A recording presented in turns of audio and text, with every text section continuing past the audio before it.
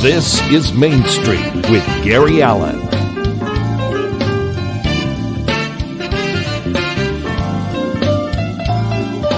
Now, here's Gary. Hey, everybody, and welcome to Mainstreet. Gary Allen with you as I am every Tuesday afternoon. I hope you've had a wonderful week since the last time we saw you. Next week, we will not be on the air.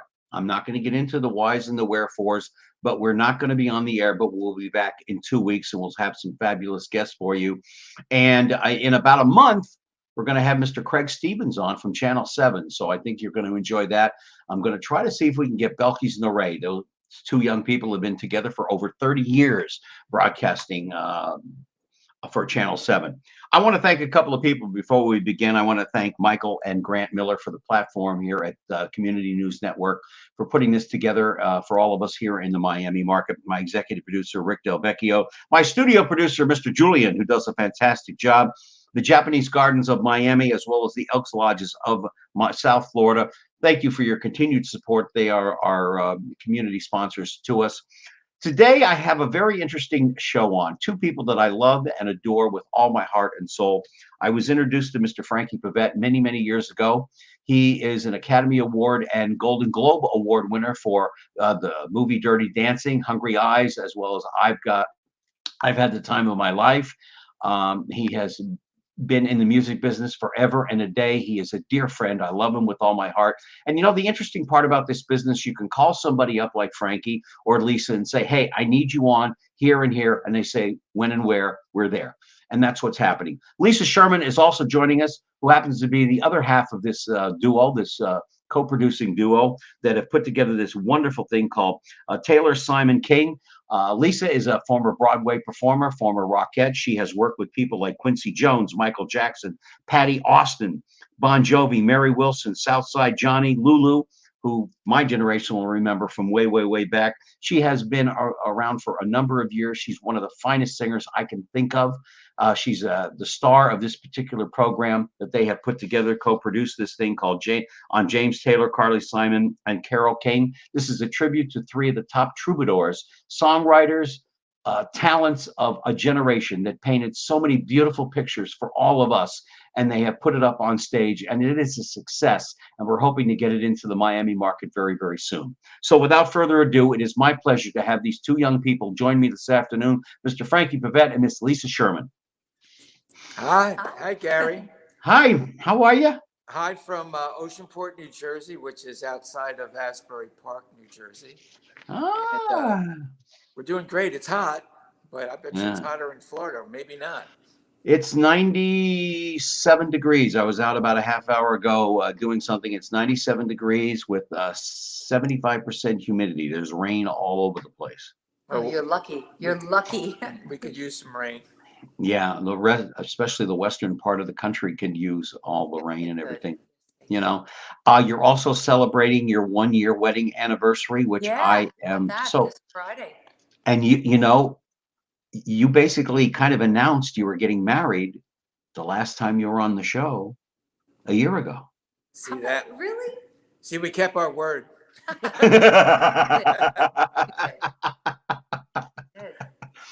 Frankie, you have been in this business for a long time. You have co-written some fabulous music, as well as being a singer and a performer yourself.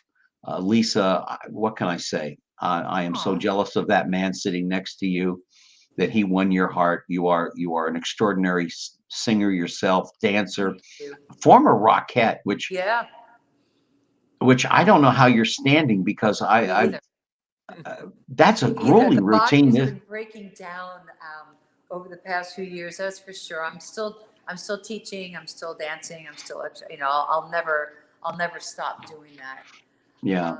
But yeah, all those years, after a while, they start to haunt you. The body. Yes. Yeah. One morning you wake up and the body goes, I don't think so. Oh my God. Yeah. Motrin is a constant in my life. That is for sure. And arnica, Motrin and arnica. We took out stock. We took out stock. We should have. That's funny. You could have picked from a wide range of artists from the 60s, 70s, and 80s, and even before into the 50s to do a tribute show. But you picked three of the best. I mean, I've got 3 pages of their music that they either wrote, co-wrote, produced, etc., etc.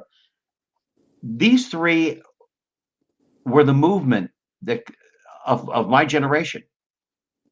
They were the foundation. Sounds That is how we, the baby boomers, if you will, we grew up with this music. It told stories. It connected with us. It gave us hope. It gave us, either a tear in our eye or a smile on our face. But it gave us hope that you were not alone. This music made you feel that you were truly connected. And to answer your question, sure. I mean, there are lots of different people I could have chosen, and I've done a lot of different tribute shows. I mean, I've done Bonnie Raitt shows. I have a disco show with all the, that kind of music in the 70s and 80s. But the three troubadours, I found it was so easy to feel at home putting together a song list. And what I have found from the audience's reaction is that apparently I wasn't wrong, because you see, once a song starts, it could be just the, beginning chords, the familiarity, it brings these people back on a walk down memory lane when, I mean, look, the world has always had problems, and the world always will. And, there were a lot of issues going on at that time too. But I think in general, the overall look of the way the world was during that time period, it brings people back. That music just brings you back. And plus, the three of them were friends, connected personally in their lives. Carol playing in James's band, and then James marrying Carly. And so you had a thread of these three, their lives intertwining, connecting. And I think you hear that in the music of and the reaction of the audience, that when the song starts, they're singing along.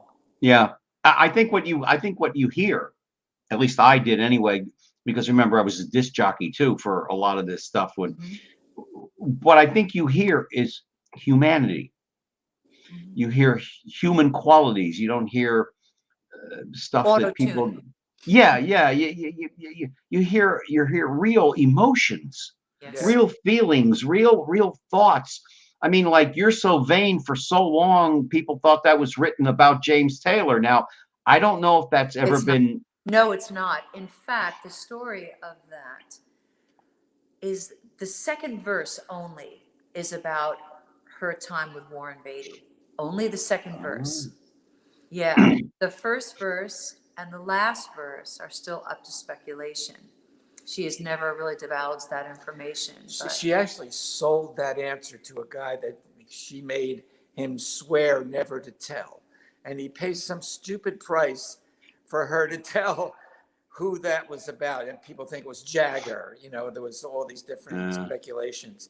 But only one, beside her, this guy paid her to tell the story. There you go. And he's never revealed it. Nope. No, never revealed it, except for the second verse about Warren Beatty. And as far as Jagger is concerned, he was not originally set to sing on that song. They were performing in separate recording studios, and he had to go to the bathroom, and he passed where she was, and she called him into the studio, and he literally just put that down, the background vocals. So, there are a lot of really fun stories that we tell during the show. And Frankie put together, along with our friend Ryan Ward, these really film projections. These really, really special 1 minute film projections. And the show starts out, the first and second set, it starts out with information, you know, stories, watching them, listening to them and saying, wow, I never knew that, you know, like there's still something to learn. Isn't that cool?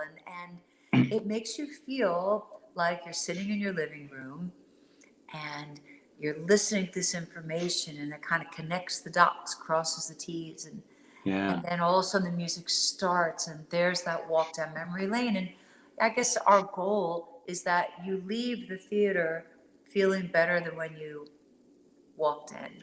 Which is what it's all about, you know? I mean, Yep. I could be driving in my car, and because I am a jazz lover of music, Frankie, I think I've told you that before. Mhm. If I hear her come on with Jazz Man, I go crazy. It's like I gotta turn it up. I Yeah, gotta turn it up. they actually kill that song because we give everybody A solo. a solo in it, you know, and we have tremendous players from, you know, saxophone to violin to acoustic guitar, electric guitar, drums, keyboards. And so the songs get orchestrated. Sometimes there's only 2 or 3 pieces playing, and then the other 3 or 4 pieces come in and then go away. So you have this dynamics that the audience goes through. They go on a little journey with the music. And, you know, beforehand throughout the projections, they're talking about certain songs. So now when you play those songs, they have a different meaning to the audience. How long was this in the thought process before, I mean, that it was either in your brain or on paper, before you actually, and with your reputation, especially Frankie and Elisa, you too, pick up the phone, you call musicians and artists, and I'm sure it was like when I call you and say, would you please come on? It's like, okay, when and where? Is that what it was? It's a very good question. Actually, this production has had a few different faces, Metamorphosed, if you will. yeah. It's metamorphosed. Yes, it's morphed.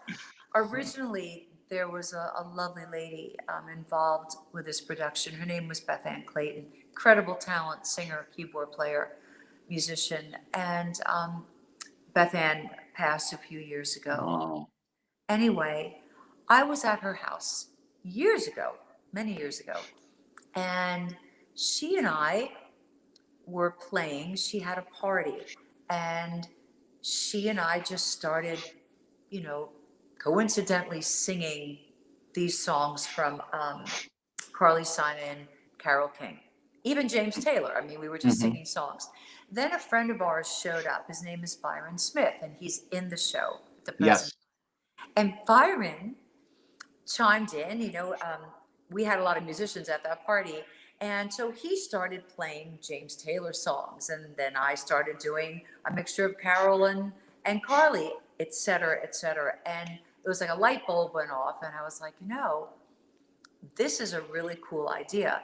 Hence, the show had its first face. And her, Beth Ann's son, at that time, 15 years old, by the 15 way. years old, a musical prodigy, and one of his very close friends, a drummer, who I think was 14 at the time, another musical prodigy.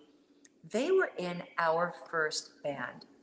And when we would go and play, the audience really, really accepted the youth in and appreciated the incredible talent that is ageless, right? Yeah, both of them are in Berkeley now, I believe. Both of them are in Berkeley, sophomores in Berkeley. So anyway, when Beth Ann passed, things just changed, and we morphed again and reestablished different players in the band. The young boys went off to Berkeley. We found other players. So, you know, even though we're doing some of the same songs that we did then, I mean, the catalog is so big. Yes. The show has like a whole different taste, if you will. And as Frankie said, we have some really cool arrangements, and you know, we give it our Taste, their our twist. our twist. Yes. You know, What do you do? I mean, with that catalog, as you said, Lisa, it's so large between the 3 of them. Do you interchange? Yeah. Take this out here, put this in there, da da da da. Different shows, we add songs, we move songs, we rearrange songs, we medley songs. every time we do the show, we get a better idea of what works and what could work better. Yeah. And that's pretty much how we just keep on learning and moving forward, because, each time we continue to learn and find out from the audience, their reaction. How does it flow? It's got to flow, because the music is very, it's linear. So you got to be careful. Well, that's why the dynamics of the arrangements are so important. Yes. Because, it's not like you're doing some big rock concert and everything is getting ruckus. Everything is very melodic.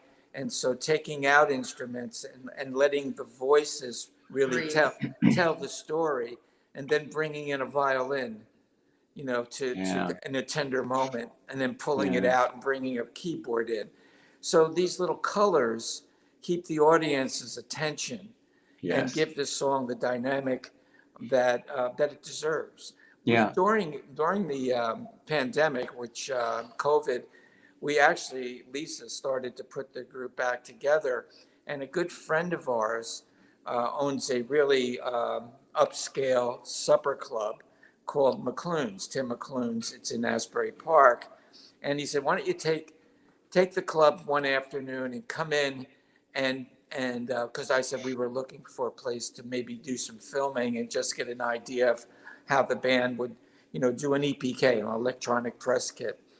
And so he gave us the club. We did this EPK. We did like 9 songs. Yeah. And so we took those 9 songs and we realized that, it might take a minute to get this out here because nobody's really playing out anymore, because of the COVID. And so we found a way to have be interviewed by one of the Grammy, or not Grammy, but the, what was it? An award-winning producer, announcer, and he did like an interview of the 3 singers. Right. And we took that interview and we interspersed it in between the 9 songs. And what we did was we found different charities, the First Responders Children's Foundation. And I went to them and said, we want to air these shows, this show, the Taylor Simon King show. It's about an hour long with these interviews. And whatever money we make, we'll donate to your charity.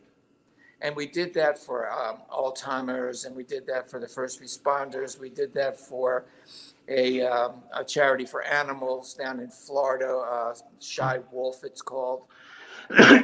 And so this gave us a little bit of giving back and a chance to, play the songs, and then people around the world to donate to these charities. So it was a good start for us. And now that things have quieted down somewhat, Lisa is about to do her 4th Taylor Simon King show, 4th sellout at the Count Basie's Vogel Theater in Red Bank, New Jersey. It'll be her 4th sell. The first one sold out, believe it or not, in 22 minutes. 22. Wow. The show is very popular. It's a baby boomers night out.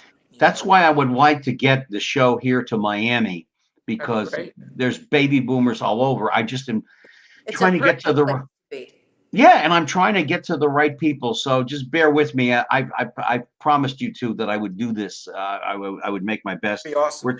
We're talking to Lisa Sherman, who I love with all my heart, and that man sitting next to her happens to be her husband, Franke Previte, and he's a songwriter, Academy Award winner. Huh? Off the market. She's off the market, I'll tell you, Pilgrim. I know what you mean. They're joining us here on Main Street. Gary Allen with you. These, in case you haven't guessed, these are 2 friends of mine. Have any of the 3 seen this production yet? Carly or Carol or James? I don't know. I wouldn't know how they. How does something Well, get to them, well, they could in their going onto the internet, stumble on it, looking up. Yeah, they might. Something that they're looking for, James. But I mean, Frankie, with all the people you know, why not invite them? Yeah, Frankie.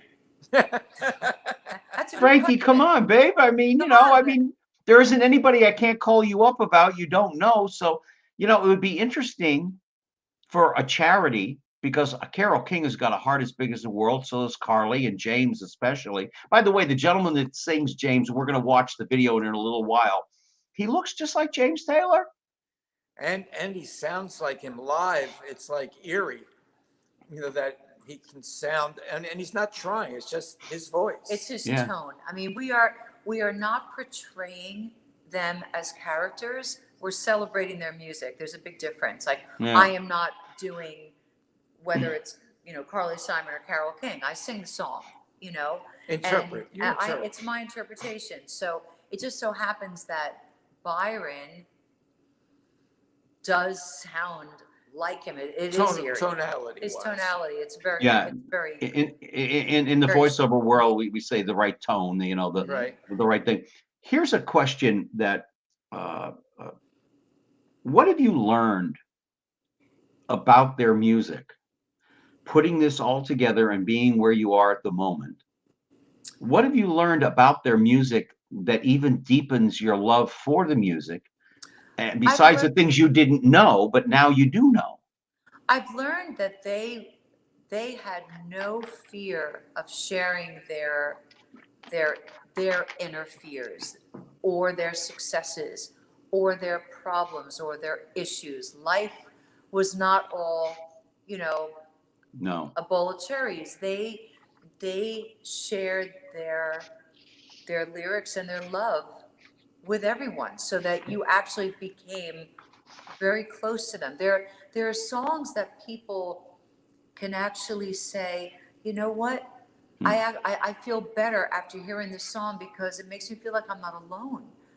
Somebody else felt this fear, felt this heartbreak, felt this compassion, felt this love, felt this happiness. Yeah. The same way I do. The same way I do. Their lyrics are captivating. Yeah. Well, as a lyricist, and that's kind of what my job is when I write songs. I write lyric and melody. They seem to have written the soundtrack for a generation. Yes, and then some. Yes, and it continues, and we want to be able to pass that torch for them. They wrote. I mean, You've Got a Friend. Okay, that song done by both Carole King and James Taylor. That had to be, for one or the other or both, somebody in their life or maybe themselves that felt alone. Mm-hmm. That felt like with all their success, their popularity and success. It's incredible how alone you can feel, even when you wear all that. People don't realize, and going away just from them, look at all the individuals, whether it's in the theater world, movie world, music world. You hear these stories all the time where, well, how can they be sad? They have all this money and they own this and they're here and they're there and they're always in the public eye. It can be a very scary thing to have all that, but to feel so. Well, look at you two. Both highly successful, both young, attractive couple. I like him. Well, yeah, but what I'm saying is before you knew each other, okay, and you've known each other a number of years, but dating is not the easiest thing in the world when you're a performer. Some people shy away from entertainment people altogether. They don't want anything to do with us at all. I mean, us. Yeah. I'm not an entertainer. I mean, I was, but I'm not anymore. And Frankie, I mean, you won an Academy Award, you won a Golden Globe. Did that enhance anything in your life, or did it make it even more complicated? What it enhanced was now that, up until that point, I was still in Frankie and the Knockouts trying to do my fourth album. Hungry Eyes was the song I wrote before Dirty Dancing ever was in my life. And after winning the Academy Award, I became a songwriter. I was no longer just Franke Previte, the guy who was trying to be Frankie in the Knockouts, because the song became bigger than me. Yeah. And now all of a sudden people listen to my music with different ears. Places that I couldn't get in before, all of a sudden were there. Yeah. to get my music, to be listened to. And that's all you can do as a songwriter, is get in the door, and then your music has to take it, the rest of the way. I mean, So I'll be honest with you. Yeah, I'll be on the radio and I hear Hungry Eyes. I turn up the tune. I go, "What's my buddy? That's my Still, buddy." right. Yeah, yeah, out of the and two songs, Hungry Eyes is Lisa's favorite. That's my favorite. I always say to him, I Really? find Hungry Eyes to be a sensual, very sexy song. I do. Mhm. I like it better. I'm not going to say recording- anything at this point. Yeah, I'm recording Hungry Eyes. It's the 35th anniversary this year of Dirty Dancing. Believe it or not, like, bink, Yeah, 35 yeah. years has passed. And so I've been asked by a friend of mine who's a disc jockey on iHeartRadio out of Dayton, Ohio, has a band called Stranger. And so they recorded Sweetheart, and he asked me to sing on it. And now he's saying, let's do Hungry Eyes for the anniversary. So we're doing that, and then Lisa and I are going out to Dayton, Ohio, August 19th to play with Bill Champlin from Chicago. Oh, And Stranger backing us up, and we're going to do a festival out in Ohio on August 19th. yeah. And then we're doing the Dirty Dancing Festival, which is a whole nother September 9, 10, and 9/10 in Lake Lore. Lake Lore, North Carolina. There's a Do you- cult of people that go to this festival, and at this festival they have dance lessons so that you can learn all the choreography to Dirty Dancing. They have Lifts, they have an area at Lake Lore Excuse me. where they have the lift scene, lift contests. And then the last day of it, they've got music all day and contests of people to see who does, who's been able to learn the best choreography. I mean, the choreography in Dirty Dancing, it's Well, crazy. most You of the okay cast there? is, yeah, no, most of the cast is gone now. I mean, from lot, Dirty yeah. Dancing. I mean, Jerry yeah. Orbach, Jerry, I adored him. Patrick. I have chased down actors who have worked with Jerry just to find out about Jerry. And I find out he's one of the most consummate professionals. Oh, big time. 3 o'clock in the morning, Law and Order, they're freezing their butt off. He's having a cup of coffee. Other actors are complaining. He's like, what are you complaining about? We're working, I mean, Right. And I think that's what I like about people that are in the business that don't take themselves seriously, but they take what they do seriously. Yes. And I'll tell you, from the whole pandemic, understanding even more clear about what it means to not have work. And we're independent contractors. Yeah. So, there were a lot of people that did not lose any work because they were able to continue online, whether, whatever their work is, more of a corporate world, if you will. Yeah. But as a, entertainer, Live shows were ooh, We're yeah, it was tough. Yeah. It was really Yeah. tough. Yeah, friends of mine in Vegas, they weren't working. They weren't doing anything. know. They weren't the shows that I used to do, opening for this one, that one, they would have been totally cleansed out. Now, October 8th, you're going to be where? Uptown?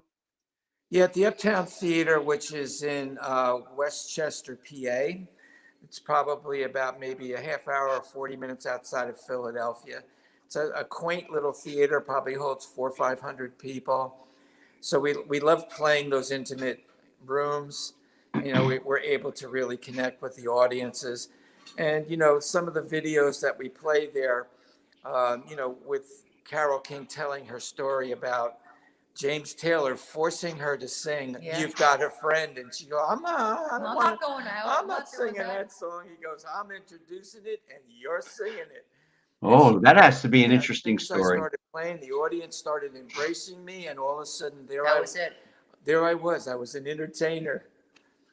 Ah, so that was the beginning of this whole Mishigosh then. Yes. For her, yeah. Yeah. Oh, that's fantastic. You're also doing a major charity event, which will be Friday, November 11th at 7:30 at the Vogel. Is it the Is it the Vogel Count Basie Center? That's Lisa. Yeah, it's a Count Basie theater that is connected with the Vogel Theater. They're now part and parcel of each other. They're under the same roof. And you know, November 11th is Veterans Day. So we hooked up with Bridging the Gap with Mike Ferrara, who is the president of Bridging the Gap. And it's a charity that helps veterans transform from being in the military into mainstream life. They buy them a suit. They get them interviews with major corporations. They even get them, if they want, a pet from the SPCA, and they go there and pay the fee to get an animal. So we'll have some animals on stage in between the sets, and Mike will be talking about the charity. And, you know, we're talking about veterans who are actually our heroes. That's why you and I have freedom. Yeah, I mean, I'm connected. I'm a member of the Elks behind me. So is my dad.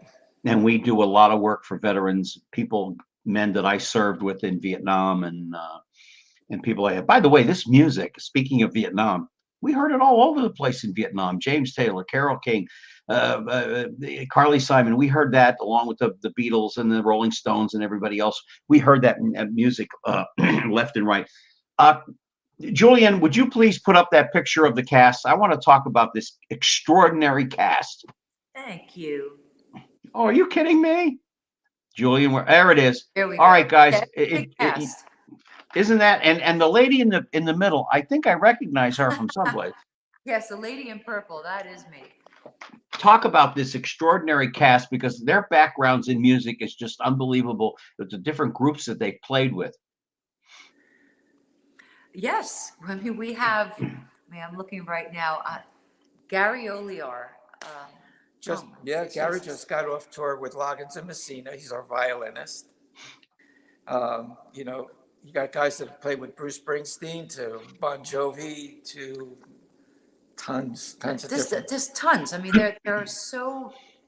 This cast comes from it's a conglomeration of Jersey performers, international performers, and I feel very blessed that, you know, because they are Jerseyites, so I know them, I see them a lot, that they took the time to be involved in this show, because they are busy people.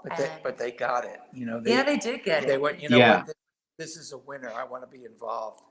Yeah. And the two guys on our left, Todd and Sam, their last name is Sherman.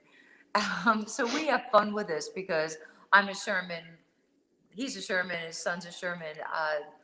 We just have fun with it. There's no connection, there's no family lineage whatsoever, but they're wonderful. Yeah, they own a major restaurant in Rumson that it's a landmark. Yeah, it's a landmark restaurant called Barnacles. It's on the water, Barnacle Bills. And everybody knows them. Everyone has been there. But first and foremost, these guys are musicians. They love and have been musicians their whole lives, recording, studio musicians, live musicians, and have played with everybody. So to have this family of musicians together, it's an incredible collection of people that get it and know what not to play behind singers. Yeah. I mean, it to me, it's so wonderful. It's so beautiful.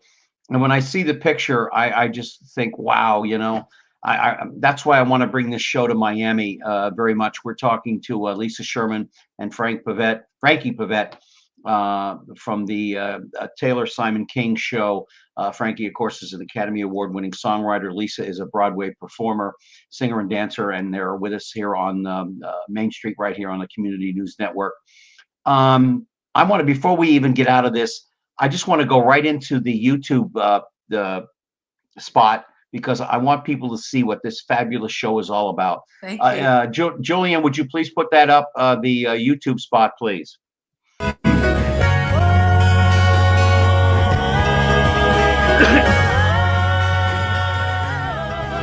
I feel the earth move under my feet. I feel the sky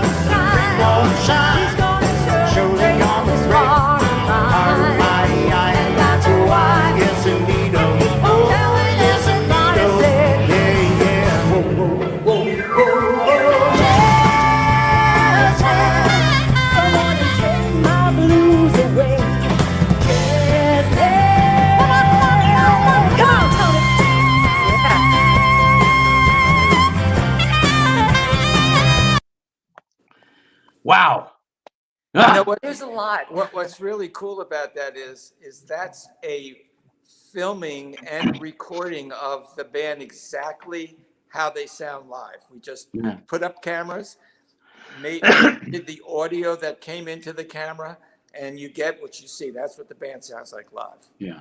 I'm trying to do everything I can to see what we can do about getting it down there. That's why I wanted you on the show to let people see Thank you. what's going. Well, come on, I love you both very, very, very much. I mean, I Frankie has always been a good friend to this show. Back at you, guys. And yeah, and it's mutual. Ditto. Yeah.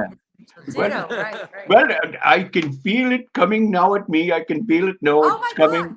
I can do this. Yes, I can feel it very, very well. I did voiceover work in LA for years on cartoons and stuff like that. I can get myself in some serious trouble if I do Mickey Mouse. That's a $5,000 charge. Disney will fine me $5,000 for doing that. But Oh my goodness. I used to fill in for Frank Oz. Really? Really? Well, Lisa, besides the fact that you and I both share one thing in common, you worked on a project that I didn't participate in, but I sat there and watched when they did We Are the World. Remember that? Oh, we've had this conversation, right? Yes, you remember I was there the night they recorded that whole crazy thing, and Tom we Baylor. got out about 8 o'clock in the morning, and that's when I made friends with Kenny Rogers, who I adored that man. I mean, there's a talent. Oh my God. Yeah. Kenny was see, that's the one thing people don't realize about show business people. You can have a name. Frankie Previte could send his son Junior in for an audition, but if he can't produce once he gets in that door, it doesn't matter who you're related to anymore. Exactly. My God, the musicians and the singers. Oh my God, I was almost crying. I mean, to hear the songs that I love so much, and a generation of people who were brought together by these three and others, but these three in particular, who wrote so many songs. I mean, I've got 3 pages of songs here. I mean, there's one song here.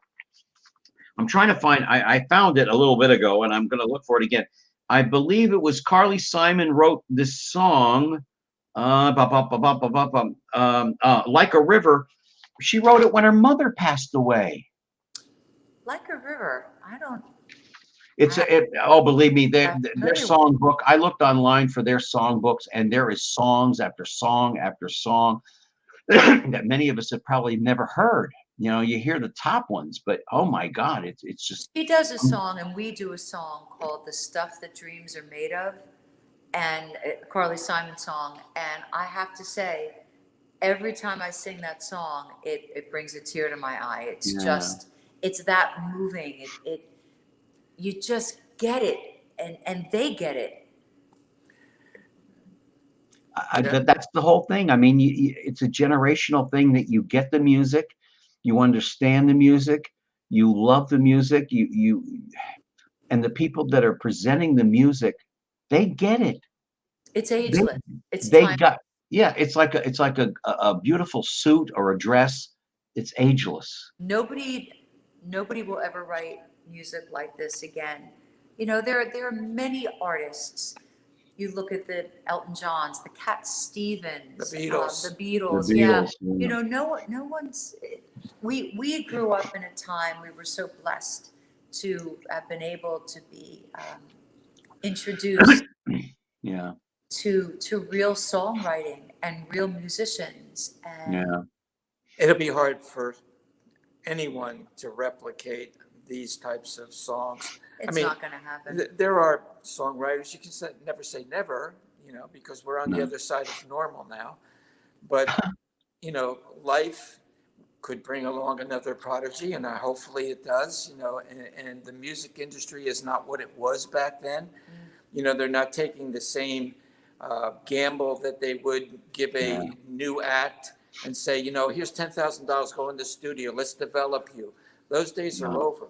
No. The musicians, songwriters today have to break themselves on YouTube or, social media wise. And then when they get 2 million hits, some record company comes in, okay, now we'll take over. You have to do all the work.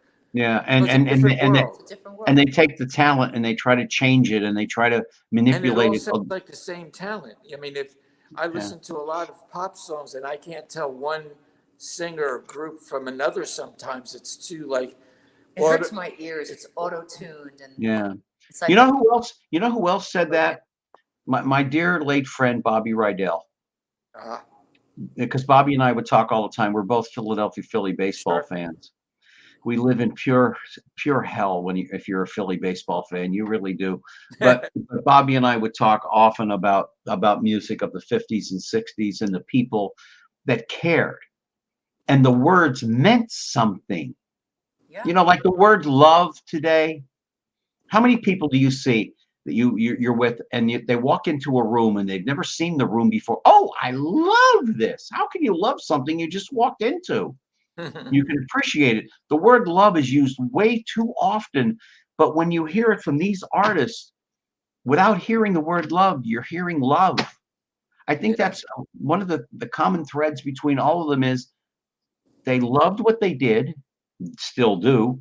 They love what they perform for, and they love the people that they're singing to, as you do when you're on stage. I mean, when you were kicking your legs out, Lisa, which goes back to your days with the Rockettes, it's you know, it shows love and emotion, and for the audience and for yourself and for the music. Being at Radio City, I have to admit it was an honor every day to go to work there. I knew that it would not be forever. I stopped as long as I was there. Yeah. But I look back at those. I look back at those times, and wow, a lot of energy on that stage. Those were big productions. Those were huge. Yeah. By the way, We had a cast. We had a cast of 392 people. That was Wow. the cast of one show. Wow. Yeah, that's insanity. But so Whatever happens to the family Rockettes? loved what we did, and What happens to the Rockettes? I mean, I've always wanted to ask that question. I don't know if I've asked that of you before, but you know, you see them at Christmas time. What happens to they run off, get married, run their own lives? I mean, do many of them stay in the business as choreographers or what?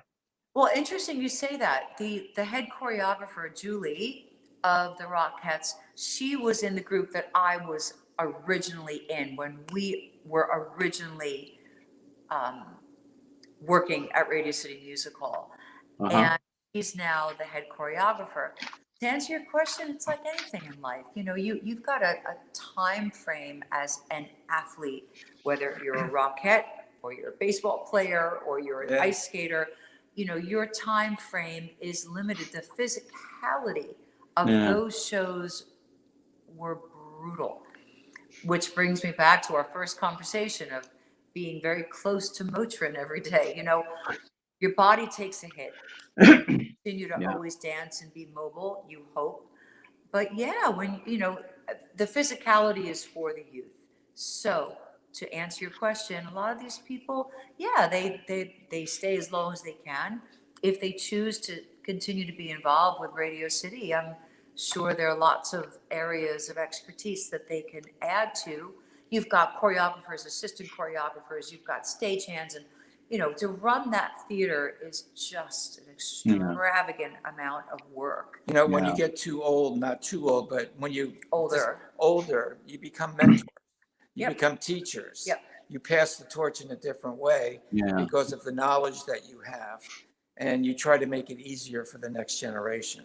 And even being, you know, when I was with Radio City, our cast, we had so many swing players because there were so many injuries. And, you know, you could only do what you could do. And if you had an injury or you got sick or you had auditions or you were out of town, they had different levels of Rockette dancers that, you know, some of them were the ones that did that would tour. There were some that were stuck at Radio City. There were some that were doing different things. So you had so many different entities that made that, you know, what you see on TV with the main kick line and when they do a production. There are a lot more people involved that make that. What was kind of neat that you told me that I didn't realize that there were several stages that were on hydraulics.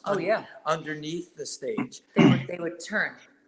And then they would bring up another stage and it would go down and swing around. Another stage would come up with like camels. And well, during the Christmas show, when I was doing the Christmas show, yes, it was a different time. So the animal rights were Looser. a little more Yeah. loose.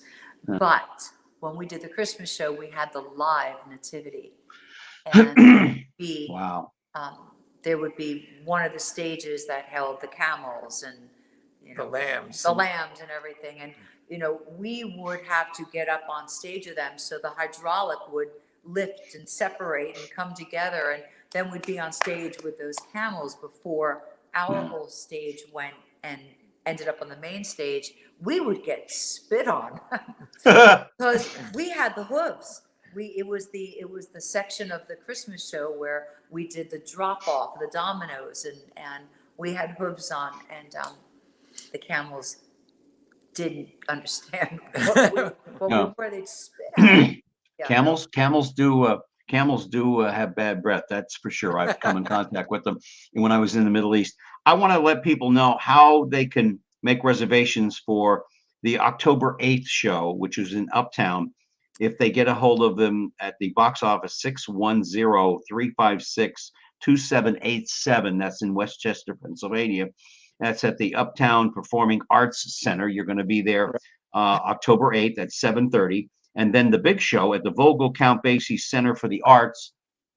You can call their box office at 732-842-9000. And I'm sure that there's probably websites for this. There's an easy way, Garrett, to do all of that. If you go to TaylorSimonKing.com, it takes you to our website. And as you scroll down, you'll see those EPKs that you were playing. And then underneath them, it'll have where you can buy a ticket. And you click on that link, it'll take you right to being able to purchase a ticket at any of those theaters that we're playing at. Yeah, and believe me, you just saw a snippet of the show. It's a fabulous show. I hope the next time we get you on, that one of these three fabulous performers have had an opportunity to come and see the show and to see what fabulous and the work that you put in to pay a tribute to them, because I would love to have their reaction to it.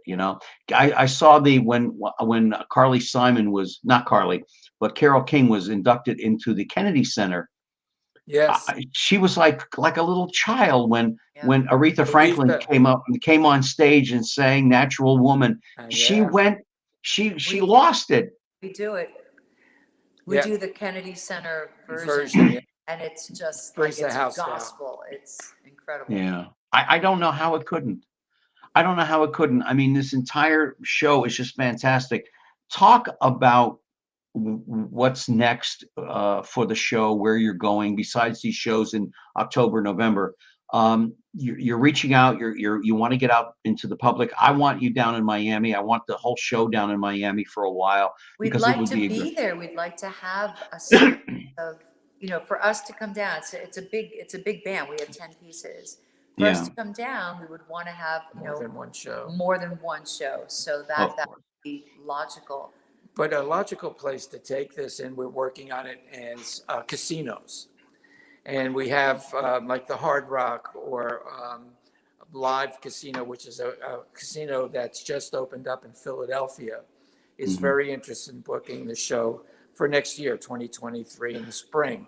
Yeah. So, a lot of baby boomers can, have a little bit of money to go to casinos and spend an enjoyable weekend. So they bring in entertainment.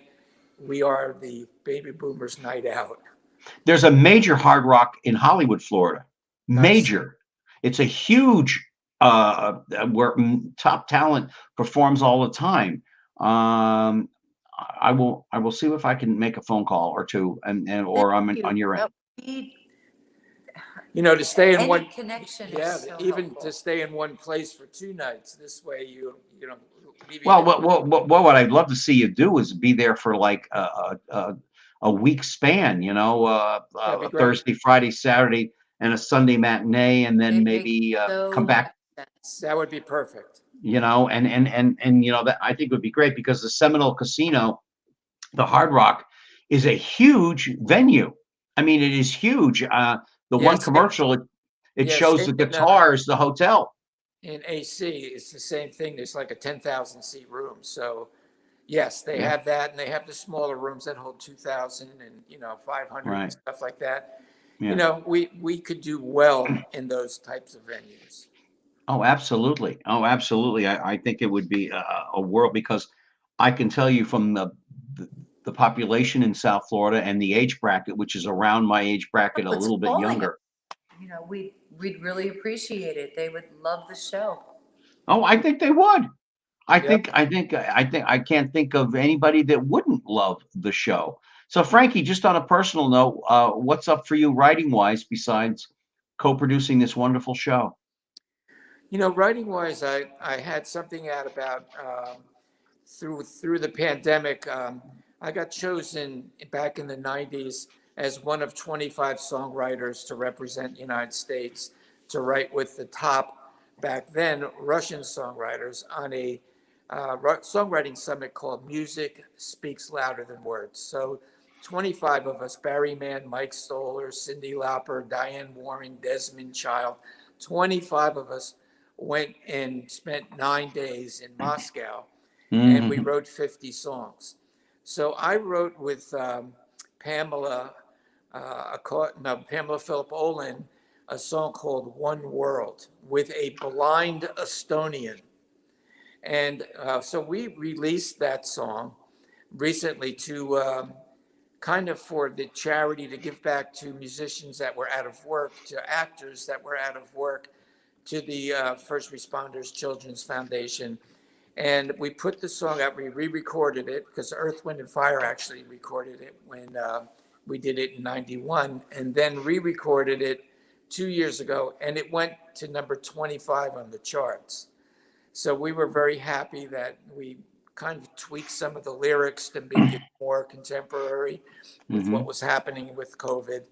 And luckily enough, it got connected with a lot of people, and we were able to raise money for those charities. So Yeah. that's kind of what I'm doing now, is more charity oriented, trying to give back, because I feel that really that I've been blessed. So it's Yeah. time to look at life and give back. Yeah, I think it was Ed McMahon told me once. He said, "Gary, if you don't prime the pump and give back, then what's the point?" I Right. mean, God has given you this great talent, whatever it may be, for whoever you are. Give back. And right Which now, you do. especially in this world, And we you're do doing need. it, Gary. I'm trying, I'm That's all we struggling can like do. everybody else. I'm struggling, trying to pay the bills like everybody else, and every day is an adventure. But I am very fortunate that I have good people like you as friends that I can call up, and I'm going to keep pushing this and pushing this until I get you into South Florida, either Awesome. Hollywood or Miami or That's whatever the case may be. Looking I mean, I forward. got to get a big hug from Lisa. I mean, come on. Yeah, you do, Right. and you will too. And she's a hugger. I'm a So. big hugger. And just to see the show. I mean, I'll be there for every show, front row. I'll even Awesome. crick my neck up. You'll I be mean, our MC. yeah. Well, that's true. I guess I could do that. Yeah. You'd be our MC. You would introduce us. I That would haven't. be I fun. haven't done that. I haven't done that in a long time. Well, that's what you would do. So Break out your MC chops. Right here in our show tonight for you. Right here, Shelly and I. Shot. you With know what? You Popo would be. Chicho. Oh my gosh. Hello, Eddie. Hello, Eddie. How you doing? Hello, Topo. How you doing here? My mother decorated his condo in Miami. Really? Yeah. And this guy had bags under his eyes that you could take to the airport. I swear to Oh, God, man. he was. I watch him all the time. He's on a channel called Decades Really? up And here. I watch him 5 days a week. Oh, he Television, 5 he days a was week. Yep. he was a funny guy. My mother also did Jackie Gleason's home Oh, a wow. couple of times. Oh, Yeah, and I remember asking him the question, did you coin the phrase or did somebody coin it for you? Be kind on the way up because you're going to meet him on the way down. He said, no, I didn't coin it, but it was given to me. And he said, it's a good attitude to have in life in general, whatever profession you're in, Yeah. because you can't remain on top forever. You can't, Sure. Sure. and on your way down. All right, what's the website for them to see more about this wonderful, beautiful show? TaylorSimonKing.com. all Can't one get word. any more. Can't be more simpler than that. I love you both. You know that. Thank you so much for taking the time to be with us. Taking the time? Are you kidding? I would spend hours with you. Are you kidding me? If It's always a pleasure. Thank you so much, Gary. Oh, Lisa, it's always a pleasure to have you and the Frank Meister on, because I Right. love you both. Yeah, I know. I'm also jealous, but what can I do? He it's already done. It's a fait accompli. I You know. swooped in. Yeah, yeah. Hey, yeah, I did Wouldn't very take much. no Ladies and gentlemen, please do everything you can. If you're out there and you're in the Miami audience, get a hold of the Seminole Casino. I'm going to try to get a hold of them. Have my business partner try to Thank get a you. hold of them. I think we might know some people. I'm not sure. I tried one place, but they're more interested in who's on their roster than they are anything else. So, And we could what can I do? coordinate it with a charity, Yes. and do something. It could be for veterans, or it could be for Pancreatic Cancer Action Network. Or animals, or a few. Yeah. Yeah. Always. Yeah. Well, we're working to do something with the Miami Zoo too. And I'm trying to work with Loretta Swit on that one, because Loretta and I go back. We go back. Could be And the two. It sounds good. We always want to help wherever we go. We want to be Yeah. connected to that community. So, Yeah. and you're our MC, okay? Well, I thank you. That's very kind We of you, won't but do I'm it sure. without you.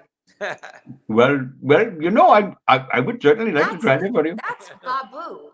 That's Babu. Babu, yes, and I'm telling you, yeah, and Hank will not fruity. do that, and Hank won't do that voice anymore at all. Hank Azaria will not do that voice anymore, but I still enjoy doing it. Yes, I'm now going to go and check my chakra and make sure everything is okay. Everything Oh like my that. God. Anyway, I thank you both very, very much. Stay right where you are, and after the show, we'll talk for just a couple of minutes. I want to thank all of you very much, and I want to thank my guest, Lisa Sherman, as well as Franke Previte, for joining us here on Mainstreet here on the Community News Network. Remember, next week we will not be on the air. We've got some things going on with the studio, but we will be back in 2 weeks. But I want to thank you all very much for taking the time to join us, as you do every Tuesday. And until then, please do me a big favor. Will you take care of yourselves and take care of each other?